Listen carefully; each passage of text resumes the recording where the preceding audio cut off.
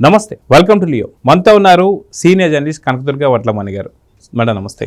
నమస్తే అండి. మనం చూస్తున్నాం ఈ ఏప్రిల్ 16వ తారీఖు తర్వాత నుంచి ఒక 3 రోజుల పాటు పార్లమెంట్లో ప్రత్యేకమైనటువంటి ఒక సెషన్ జరగబోతున్నాయి. అది 2 బిల్లుల పైన అని చెప్పేసి చెప్తున్నారు. ఒకటి, ఈ దశాబ్దంలోనే చాలా పెద్ద అయినటువంటి ఒక నిర్ణయం ఏంటంటే మహిళలకి 33% ఆఫ్ ఏదైతే ఉందో రాజకీయాల్లో కూడా వాళ్ళకి కల్పించిన ఒకటైతే, రెండోది నియోజకవర్గ పునర్విభజీకరణ, వీటికి సంబంధించి జరగబోతుంది. అయితే ఇలాంటి తరుణంలో ఆంధ్రప్రదేశ్లో మాత్రమే ఒక ప్రత్యేకమైన చర్చ జరుగుతుంది. ఏంటి అంటే, ఈ యొక్క పునర్విభజీకరణ వల్ల ఏదైతే కూటమి లాభపడబోతుందా లేదా వైసీపీ లాభపడబోతుందా అని చెప్పేసి అయితే కొన్ని రకాలైనటువంటి చర్చ నడుస్తుంది. దాంతోపాటు గతంలో రాజశేఖర్ రెడ్డి గారి హయాంలో ఉన్నాక ఒకసారి ఇలానే జరిగినప్పుడు ఆయన కావాలనే టీడీపీ గెలిచేటువంటి ఒక కంచు కోటలు ఏవైతే ఉంటాయో వాటిని పూర్తిగా విడదీసి ఆయన ఒక రకమైనటువంటి సీట్లు పెంపుదలకు సంబంధించి ఆయన సపోర్ట్ చేయడం, దానివల్ల కొంత లబ్ధి చేకూర్చారని చెప్పేసి అంటున్నారు. సో మొత్తానికి ఈసారి చంద్రబాబు నాయుడు గారు అలానే చేయబోతున్నారా? అలాంటి పనులు ఏమైనా చంద్రబాబు నాయుడు చేస్తారా?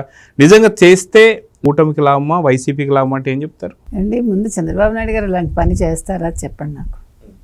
ఆయన ఎప్పుడూ కూడా స్వార్థం ఆలోచించుకోరు కదా. జనరల్గా అందరికీ ఏది మంచో అదే ఆలోచిస్తారు. అదే వైసీపీ నేతలు అదే చెప్తాను. ఎందుకంటే వాళ్ళ హయాంలో, వాళ్ళ నాన్నగారి హయాంలో ఏదైతే చేశాడో అది చేసే ఆప్షన్ ఉంది అనేది వాళ్ళే హింట్ ఇస్తున్నారు కానీ ఈయన వినాలి కదా. సరే, అది పక్కన పెడితే అది ఇష్యూ కాదు.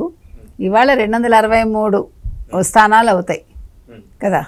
175 నుంచి 263కి పెరుగుతుంది. ఈ పెరగటం అనేది ఎవరికి మంచి, ఎవరికి చెడు, ఎవరికి లాభం, ఎవరికి నష్టం. మామూలుగా జగన్మోహన్ రెడ్డి ఏమనుకోవచ్చు అంటే, అబ్బా భలే 263, వై నాట్ 175 నుంచి వై నాట్ 263 అనొచ్చు మనం అని అనుకోవచ్చు.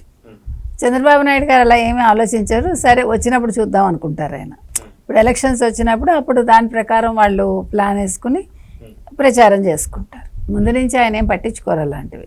అసలు ఇప్పుడు అంత టైం కూడా లేదు. ఓ పక్క క్వాంటమ్ వ్యాలీ, ఇంకో పక్క అమరావతి, ఇంకో పక్క పోలవరం, అక్కడ చూస్తే వైజాగ్లో మొత్తం ఐటీ, ఇది గూగుల్ డేటా ఏ సెంటర్, ఇలా అంతా అసలు ఫుల్ బిజీ ఆయనకి. సో ఇంత ఆలోచించే టైం లేదు ఆయనకి. కాకపోతే ఏంటంటే, మీరు అన్నట్టుగా అసలు జగన్మోహన్ రెడ్డి వైపు నుంచి మనం ఆలోచిస్తే కనుక అయితే ఆయన ఏం చేస్తాడు? 263 సీట్లు, 263 మంది క్యాండిడేట్స్ ఎక్కడి నుంచి వస్తారు? అదే ఇవి ఇంకా పూర్తిగా కాకముందే ముందుగానే జోకులు వాళ్ళ మీద వాళ్ళే వేసుకుంటున్నారు. 263, 2 + 6 8, 8 + 3 11. మళ్ళీ అక్కడ కూడా 11. ఆ రోజు కూడా అనుకున్నాం గతంలో. అదేవిధంగా పార్లమెంట్ సీట్లు వచ్చేసరికి 38, 3 + 8 11, మళ్ళీ 11 నంబర్. ఇది వదలట్లేదు ఆయన, వదలట్లేదు. అదే చెప్తారు చూడండి, ఎటు నుంచి చదివినా ఒకే రకంగా వస్తుందని, లైక్ కిటికీ ఎటు నుంచి చదివినా ఒకటి. అట్లాగా ఆయన ఎక్కడికి వెళ్ళినా 11 ఆయన తప్పట్లా, వదలట్లా. అంటే 11 ఫిక్స్ అయిపోయింది ఆయనకి లైఫ్లో.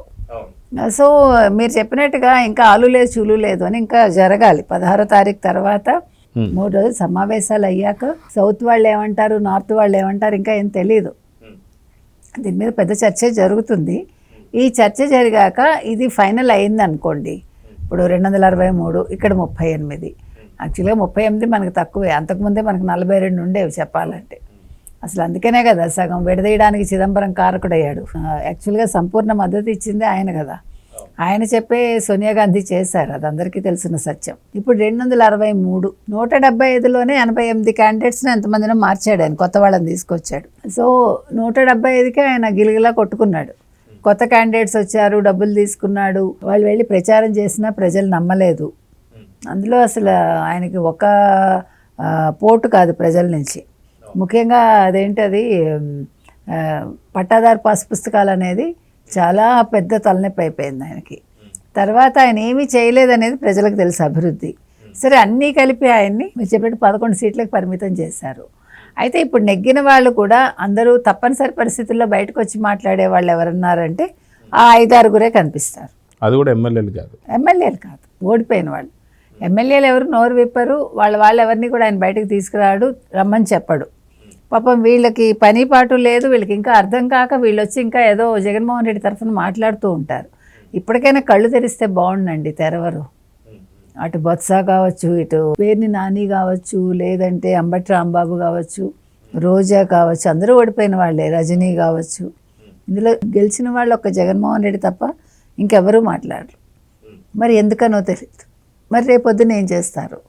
263 క్యాండిడేట్స్ అంటే 263 మందిని ఎక్కడి నుంచి తీసుకొస్తాడు? తీసుకొచ్చిన వాళ్ళలో నెగ్గే వాళ్ళు ఎవరు? కొద్దిమంది నెగ్గినా అనుకుందాం. ఇప్పుడు ముందు ఖర్చు ఎవడు పెడతాడు? ఒక్కొక్క క్యాండిడేట్ మీద ఎంత కాదనుకున్నా 10-20 కోట్లు వాళ్ళు పెడతారు కదా. ఇవి ఎక్కడి నుంచి వస్తాయి? ఇప్పుడు ఆ క్యాండిడేట్ గెలిచాడు అని అనుకుందాం. గెలిచాక వాడికి ఉండే ఇంకో తలనొప్పి ఏంటంటే పులి మీద పుట్ర అంటారు. అలాగా ఇప్పుడు ఈ ఖర్చు పెట్టిన డబ్బే కాకుండా 5 ఏళ్ళు ఏం జరిగినా అతనే పెట్టుకోవాలి. అదిగాక ఇప్పుడు ఓడిపోయి ఉన్నారు కాబట్టి ఒకరి డీలిమిటేషన్ జరిగిన తర్వాత 263 సీట్లు ఒకరు అయితే ఇప్పటి నుంచి మళ్ళీ 3 సంవత్సరాలు కూడా ఖర్చు పెట్టుకుని ఉండాలి. ఇప్పటి నుంచి ఖర్చు పెట్టాలి, ఇప్పటి నుంచి వాళ్ళని వాళ్ళు పరిచయం చేసుకోవాలి, ఇప్పటి నుంచి ప్రజల్లోకి వెళ్ళగలగాలి. దానికి ఎంత ఖర్చు అవుతుంది? ఈ 3 ఏళ్ళు ఎవరు పెట్టుకోవాలి? జగన్మోహన్ రెడ్డి పెట్టడు. క్యాండిడేట్స్ ఒకవేళ నేను నిల్చుంటాను అనుకున్నవాడు ఇప్పుడు పెట్టుకుని ఎలక్షన్స్ ముందు జగన్మోహన్ రెడ్డి డబ్బులు ఇచ్చుకుని మళ్ళీ ఎలక్షన్స్ అయ్యాక మళ్ళీ 5 ఏళ్ళు పెట్టుకుని అంటే 8 ఏళ్ళు హీ హ్యాస్ టు స్పెండ్. మళ్ళీ అపార్ట్ ఫ్రమ్ దిస్ మళ్ళీ జగన్మోహన్ రెడ్డికి ఇవ్వాలి. అది కూడా ఇప్పుడున్న 175లో 11 స్థానాలు వచ్చిన పార్టీకి వెళ్తారంటారు. అట్లాంటి వాళ్ళు ఒకళ్ళు రాజకీయాల మీద ఇంట్రెస్ట్ ఉండేవాళ్ళు వాళ్ళు ఎవరు ఉన్నా సరే వైసీపీ వైపు మొగ్గు చూపుతారా లేదంటే కూటమి వైపు అంటే ఏం చెప్తారు? అంటే కొద్దిమంది ఒకవేళ అటువైపు మొగ్గు చూపచ్చు, మనకు తెలీదు. ఇంకా కొంచెం నమ్మకం ఉన్న వాళ్ళు ఉంటారు కదా.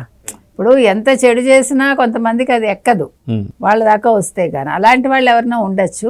మిగిలిన వాళ్ళైతే కూటమి వైపే వస్తారు, అందులో సందేహం లేదు. ఇప్పుడు మీకు కూటమి వైపు ఎందుకు రావాలండి మీరు అడగచ్చు నన్ను. ఇప్పుడు చంద్రబాబు నాయుడు ఇప్పటికే 4 సార్లు ముఖ్యమంత్రి, అప్పటికి 5వ సారి ముఖ్యమంత్రి అవుతారు ఆయన. ఓకే, 29 నాటికి. సో 5 సార్లు ముఖ్యమంత్రి అయితే సరిపోతుందా? ఇక్కడ 5 సార్లు ముఖ్యమంత్రి అవడం ఒకటే కాదు, ఆయన నేషనల్ లెవెల్లో ఇవాళ చంద్రబాబు నాయుడు గారి పేరేంటి అది ముఖ్యం మనకి. తర్వాత చంద్రబాబు నాయుడిని ఇవాళ మోదీ గారు ఎందుకు అంత రెస్పెక్ట్ ఇస్తున్నారు అది కూడా ముఖ్యమే. సో ఇవన్నీ పక్కన పెడితే ఇవాళ చంద్రబాబు నాయుడు గారికి ఉండే చరిష్మా కావచ్చు, ఆయనకుండే కాంటాక్ట్స్ కావచ్చు, వాట్ ఎవర్, ఆయన ఇప్పుడు ముఖ్యమంత్రి అయ్యాక ఇవాళ ఇన్ని పెట్టుబడులు వస్తున్నాయంటే ఆయన ఫేస్ వాల్యూ మీదే వస్తున్నాయిగా. సిబిఎన్ బ్రాండ్, ఆ సిబిఎన్ బ్రాండ్ని తీసుకురావడంలో సక్సెస్ అయింది లోకేష్. ఇద్దరు అంటే ఒక 30% లోకేష్ అయితే 70% చంద్రబాబు నాయుడు గారి ఫేస్ వాల్యూ. ఎవడు కాదనలేని సత్యం అది. సో ఇవాళ అమరావతి ఒకటి ఆయన డెవలప్ చేస్తానంటున్నారు. అమరావతికి ఇవాళ రాజముద్ర అయింది. అమరావతి రాజముద్ర అయ్యి అమరావతి నిర్మాణం సాగితే ఇవాళ విజయసాయి రెడ్డి దాని మీద మాట్లాడాడు కదా, మీరు అన్నీ కన్స్ట్రక్షన్ చేసేయకండి, మీరు ముందు అసెంబ్లీ కట్టండి, మీరు ముందు అదేంటి సెక్రటేరియట్ కట్టండి, మీరు ముందు ఏంటి కోర్టు కట్టండి, ఆ తర్వాత వాళ్ళందరికీ అక్కడ ఇల్లు కట్టండి, మీరు ఎక్కడి నుంచి తీసుకొస్తారు డబ్బులంతాను, మీరేమో సెల్ఫ్ ఫైనాన్స్ అంటున్నారు అంటే ఆయన ఇవాళ ఒక ఉద్బోధ చేశాడు. అయితే నేను విజయసాయి రెడ్డిని ఒక్క పాయింట్ అడుగుతా, ఇంకేం అడగను నేను. సరే విజయసాయి రెడ్డి గారు మీరు చెప్పింది చాలా బాగుంది, ఇప్పుడు మనం ముందు రాజధానిలో పెద్ద పెద్ద బిల్డింగ్లు ఆ నిర్మాణాల గురించి ఆలోచించద్దు. కానీ పాపం జగన్మోహన్ రెడ్డి భార్య ఇద్దరే, మళ్ళీ వాళ్ళకి 2 పిల్లలు. ఆ 2 పిల్లలు ఎక్కడ ఉంటారు? లండన్లో ఉంటారు. మరి భార్యని చెల్లిని ఏం చేశాడు? ఆయన బయటకు తరివేశాడు. మరి 2 మనుషులకు 3 ప్యాలెస్లు కట్టించారు కదండి. ఒకటి తాడేపల్లి, ఒకటి యలహంక, ఇంకోటి రిషికొండ, మళ్ళీ ఇక్కడేమో లోటస్ పాండ్ ఉంది కదా, లోటస్ పాండ్లో చెల్లికి వాటా ఉంది కాబట్టి పాప ఆయన రాడు ఇక్కడికి. అంటే నేను వారిని అడుగుతున్నా, ఇప్పుడు మీకు ఇంత ముందు చూపు ఉంది కదా, వేస్ట్ చేసేయకూడదు డబ్బులు, కరెక్టే, మంచి ఆలోచన. యాజ్ ఎ సీఏ మీరు మంచి అడ్వైస్ ఇచ్చారు. మరి ఇదే అడ్వైస్ మీరు మీ జగన్మోహన్ రెడ్డికి ఎందుకు ఇవ్వాలా? రుషికొండ కడుతున్నప్పుడు ఎందుకు చెప్పలేదు మరి పాపం?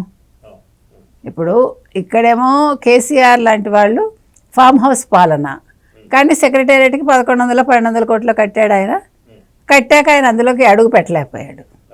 సరే జగన్మోహన్ రెడ్డి ఇక్కడ ఈయన సెక్రటేరియట్ కడితే తెలంగాణలో, అదే హైదరాబాద్లో, అక్కడ ఆయన రిషికొండ ప్యాలెస్ కట్టాడు. అది ఎందుకు కట్టాడు అంటే దానికి 100 కారణాలు చెప్పారు వాళ్ళు. అది ఎవరి కోసం కట్టారో ఇంతవరకు సరైన ఆన్సర్ అయితే ఇవ్వలేదు. సరే ఇప్పుడు దాన్ని ఎటు కాకుండా చేసి మొత్తం డబ్బులు అయితే తగలేశారు. మరి అప్పుడెందుకు మీరు సలహా ఇవ్వలేదు విజయసాయి రెడ్డి గారు? దాదాపు ఏదైతే తాడేపల్లి ప్యాలెస్కి సంబంధించి నాకు రూపాయే జీతం అని చెప్పేసి అంటూనే దాదాపు 150 కోట్లు ఆ ఇనుప కంచెలు కావచ్చు, ఎగ్ పఫ్లు కావచ్చు, ఎలకలు పడటానికి 1.5 కోట్లు. అవును. సో ఇవన్నీ చూస్తూ ఉంటే ఒక మనిషి, ఆయన చాలా తెలివైన వాడు. ఎవరు? విజయసాయి రెడ్డి. అంటే మనకైతే ఖర్చు పెట్టుకోవాలి, ఆయన మంచి ఆలోచన అండి, మీరు తప్పుగా తీసుకోవద్దు. చంద్రబాబు నాయుడు గారు మీరు కూడా ఇలా ప్యాలెస్లు కట్టుకోండి, ఇట్లా కంచెలు వేసుకుని ఇట్లా డబ్బులు తగలేసుకోండి, కానీ ప్రజల కోసం మీరు అమరావతి నిర్మాణం చేయకండి అంటున్నాడు ఆయన. సరే అది పక్కకు పెడితే ఇవాళ నిర్మాణం అయితే అలాగ సాగుతుంది. మీరు అన్నట్టుగా 3 ఏళ్ళు వేస్తే అన్నీ రెడీ అవుతాయి. ఒక పక్క అమరావతి నిర్మాణం, ఇంకో పక్క పోలవరం, ఇంకో పక్క క్వాంటమ్ వ్యాలీ, అటు చూసుకుంటే ఇక్కడ వైజాగ్ గూగుల్ డేటా సెంటర్ కావచ్చు, తర్వాత ఏఐ సెంటరు, తర్వాత ఆర్సెల్ఆర్ మిట్టల్, అన్నీ మొత్తం మీరు యూ నేమ్ ఇట్ అన్నట్టుగా అక్కడ అన్నీ వరుసగా కొలువు తీరు ఉంటాయి. కొలువు తీరు ఉన్నాక ఈలోగా ఎలాగ రియల్ ఎస్టేట్ భూమి ఎలాగ వస్తుంది, ఇప్పుడే స్టార్ట్ అయింది. సో ఇప్పుడు మీ సమస్య ఏంటి? ఇంకా ఇంత జరిగాక మీకు 263 సీట్లు ఎవరికి వెళ్తాయి? మీరు ఇందాక అడిగారు కదా, అందరూ ఎటువైపు వెళ్తారండి, ఎటువైపు మొగ్గు చూపుతారంటే ఇటు చంద్రబాబు నాయుడు అటు జగన్ని పెడితే చంద్రబాబు నాయుడు వైపే వెళ్తారు కదా, జగన్ పైకి వెళ్ళిపోతాడు కదా. నేను చెప్పిన త్రాసులోనండి, వేరేగా అనుకున్నారు. త్రాసులో కూర్చోబెడితే ఇద్దరిని త్రాసులోంచి డైరెక్ట్ జైల్లోకి వెళ్ళిపోతాడు ఆయన ఎలాగా అది రాసి పెట్టుంది. సో చంద్రబాబు నాయుడు వైపే మొగ్గు చూపుతారు. సో 263 సీట్లలో ఎవరిని నిల్చోబెడతారు ఏంటి అంటే అక్కడ క్యాండిడేట్సే దొరకరు. ముందు దొరికిన క్యాండిడేట్స్ అందరూ కూడా ఎవడో ఎప్పుడు జైలుకి వెళ్తాడో తెలియదు, ఎప్పుడు వస్తాడో తెలియదు. ఇంకా ఇప్పుడే ఉంది, ఇంకా ముందు ముందు ఇంకా ఎంతమంది జైలుకి వెళ్తారో, ఇంకా ఎన్ని స్కాములు బయటకు వస్తాయో.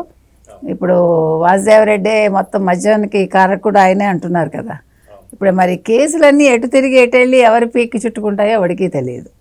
అందుకని ఇవాళ మీరు చెప్పినట్టుగా ఈ పునర్విభజన ఏదైతే జరుగుతోందో అసెంబ్లీ స్థానాలకి లేదు లోక్సభ స్థానాలకి, ఈ పునర్విభజన అనేది డెఫినెట్గా తెలుగుదేశానికి జనసేనకి మంచిదండి.